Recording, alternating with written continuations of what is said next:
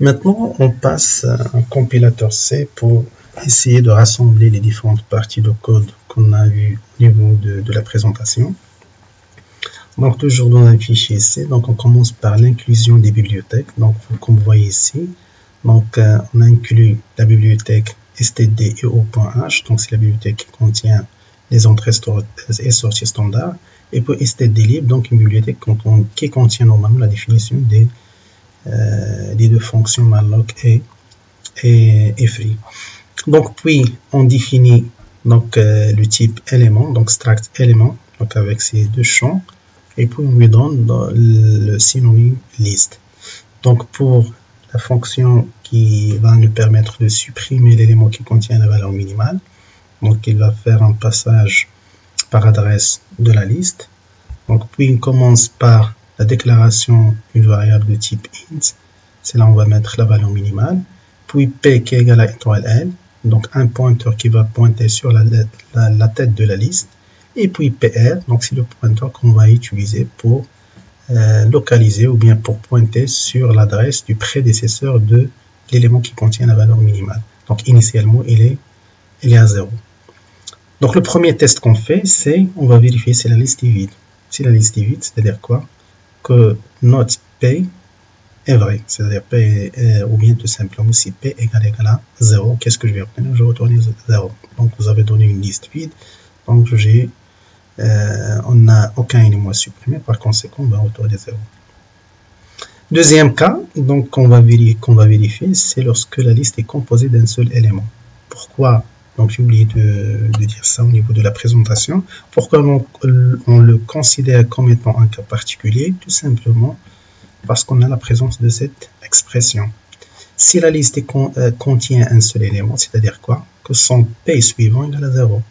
D'accord? C'est-à-dire le suivant de l'élément, le seul élément que contient la liste est égal à 0. Et par conséquent, je ne peux pas parler d'un champ val de P suivant, ni d'un champ suivant de P suivant. D'accord? Donc ce cas-là, normalement, ne peut pas marcher avec ce code-là. Bien, ce code-là n'est pas valable pour ce cas-là. D'accord? Donc c'est un cas que je vais traiter à part. Donc on teste si la liste est composée d'un seul élément. Si c'est oui, alors à L je donne 0 pour dire quoi? Que la liste ne pointe sur aucun élément. Et deuxième chose, je vais libérer l'espace occupé par cet élément. Donc free p. Donc j'appelle la fonction free et je retourne une valeur, la valeur 1. Maintenant le cas général. Donc comme on a vu, donc on suppose que min voilà la valeur minimale, donc c'est celle contenue dans le premier élément, donc c'est pval. Puis je vais parcourir la liste et je vais faire des comparaisons des éléments de la liste, donc leur champ val avec ce que j'ai supposé min, et je ferai une mise à jour à chaque fois que je vais rencontrer un élément plus petit à ce que j'ai supposé min. D'accord? Donc je mettrai à jour la valeur de min et aussi celle de pr. Donc dans pr on fait quoi ou bien on met quoi? On affecte la valeur de p. Que représente p par rapport à p suivant? Donc p suivant pour moi c'est l'élément qui contient la valeur minimale. Alors p c'est le prédécesseur de p suivant. Et c'est l'information normalement qu'on cherche. C'est l'information qui nous permettra de faire la suppression. Donc c'est avec cette information qu'on va établir le lien entre le prédécesseur de la valeur, bien de l'élément qui contient la valeur minimale, avec le successeur de cet élément. D'accord? Et puis P est égal à P suivant.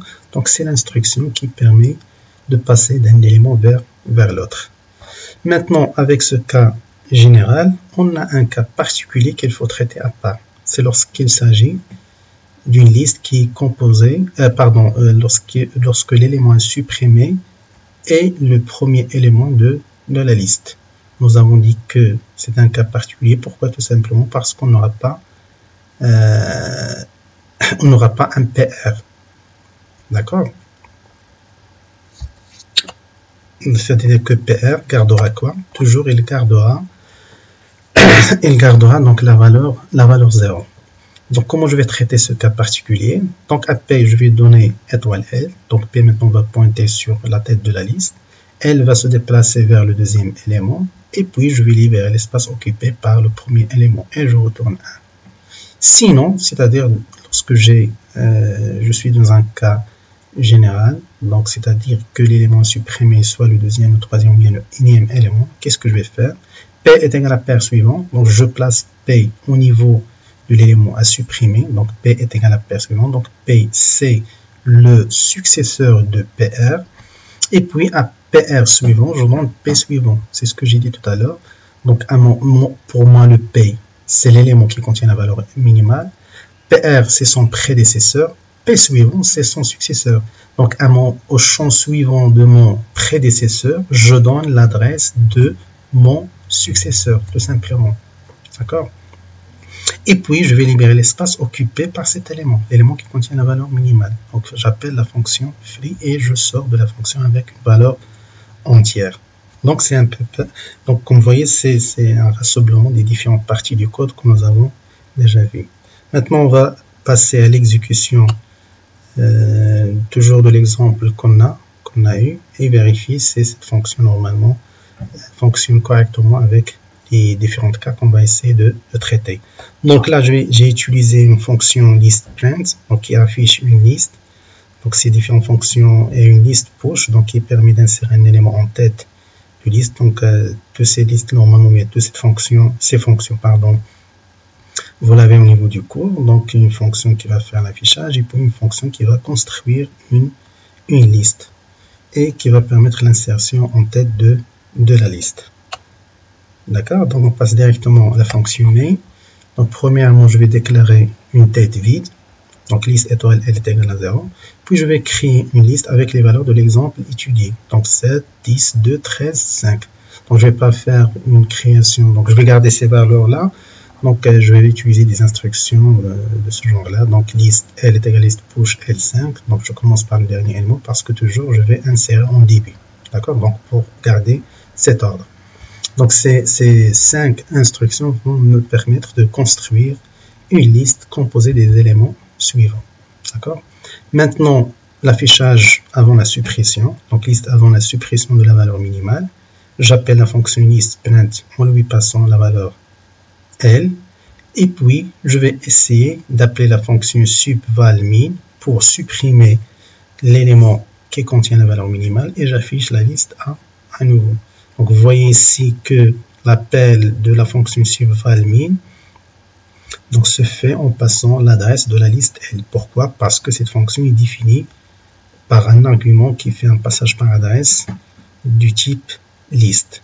D'accord? Et par conséquent, je dois lui fournir l'adresse de L et non seulement la valeur de L. D'accord? Donc, je vais compiler et puis on va exécuter. Donc, on voit ici donc la liste avant la suppression de la valeur minimale. Donc, 7, 10, 2, 3, 13, 5. Puis, suppression et affichage à nouveau. 7, 10, 13, 5. Donc, vous voyez que la valeur minimale est au niveau du troisième élément et on a pu le supprimer. D'accord?